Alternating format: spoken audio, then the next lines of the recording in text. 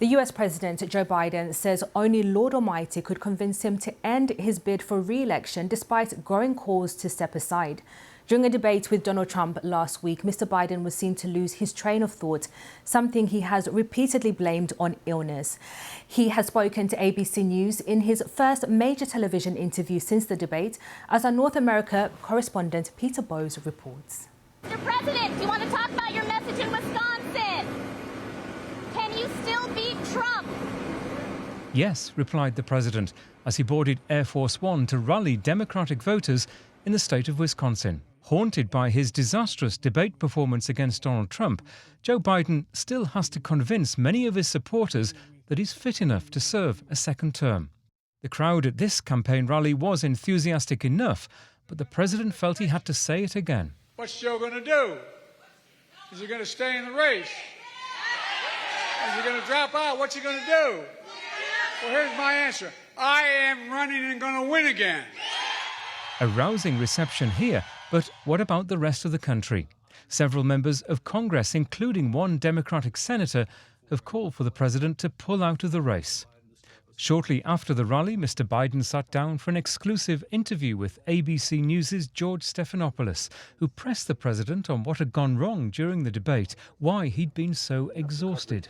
Because I was sick. I was feeling terrible. Matter of fact, the docs with me, I asked if they did a COVID test because they were trying to figure out what was wrong. They did a test to see whether or not I had some infection, a virus. I didn't. They just said a really bad cold. And did you ever watch the debate afterwards?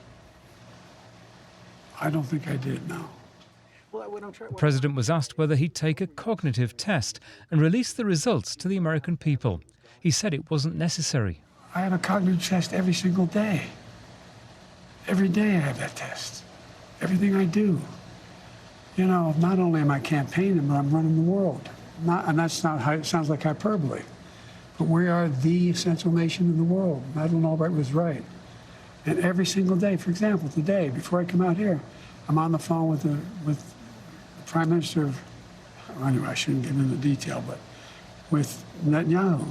I'm on the phone with the new Prime Minister of England.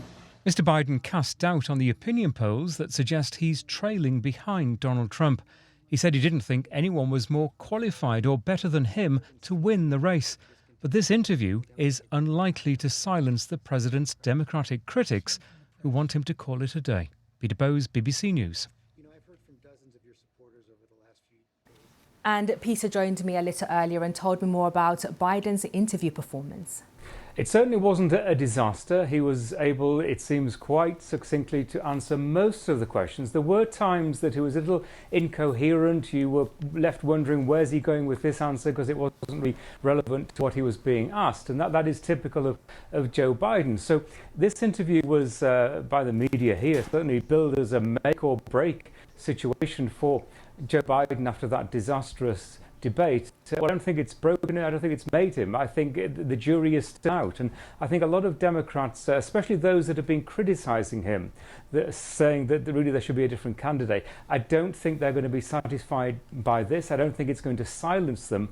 And I think we're going to hear more about this over the coming days. And I think there's a yearning from certainly rank and file Democrats for Joe Biden still to prove himself. And I think that will take more interviews like this, maybe longer interviews like this, perhaps town hall events where he answers or is required to answer off-the-cuff questions from members of the public. They really want to see that Joe Biden can think on his feet.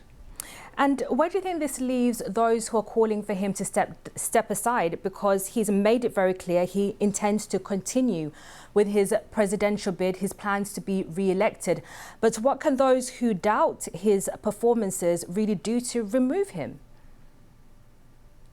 Well, that's going to be interesting over the next couple of days, because there is quite a lot of talk. There is at least one senator, Democratic senator now, who is canvassing opinion amongst other Democrats. There's been talk of a letter circulating in the House of Representatives to gather signatures to persuade Joe Biden that perhaps he should step down. And I think if there are a large number of these signatories to any letter or significant senators, let's say, coming forward en masse, that might be a reason for Joe Biden to think again. He is a politician, after all. He can weigh up a situation. And for all he is saying quite categorically whenever he gets the opportunity, now, no, I am staying in this race. Well, if you think about it, most politicians say they're staying in the race until the moment that they actually drop out of the race. So he has been quite belligerent, he's been quite determined at the moment, but it's going to depend on the response of his colleagues, his close colleagues, over the next few days. And how is his rival Donald Trump reacting to this confusion within the Democratic Party? I ask because is he outspoken about it, as he usually is, or is he choosing to take a step back and watch his rival just go through this very challenging time? Definitely the latter. We haven't heard much at all from Donald Trump over the last few days. He's got some rallies coming up, but he has been noticeably quiet on this affair. And even during that debate, he was actually quite restrained. I think he could have probably attacked Joe Biden more strongly during the debate. He chose not to do that. And he has certainly held back. He hasn't been putting messages on his social media site about this. He could have had, like Donald Trump often does, he could have had an absolute field day at the problems that Joe Biden is facing. But I think that the calculation, as you say, must have been that he actually doesn't need to say anything. And that was the BBC's Peter Bowes in Los Angeles. There, well, we've been getting more reaction to the president's decision to stay in the race. Florida Congresswoman and Democrat Stephanie Murphy says the party needs to focus on what the public want. Nearly 3/4 of the American people do not believe that he has the mental acuity or the physical ability to be president for the next 4 years. And so I think that that's the reality that the White House has to grapple with. And quite honestly, members of Congress are grappling with that and the ramifications it has, not just for the presidential race, but also for the down ballot races in the Senate and the House. And so I always find that parties that ignore the broad public sentiment do that at their own political peril. Meanwhile, former Illinois Congressman, Republican Rodney Davis, doesn't believe that Joe Biden is the same person he once was. Joe Biden and the team around Joe Biden thinks that he's the only person that can defeat Donald Trump again. I don't believe that's true.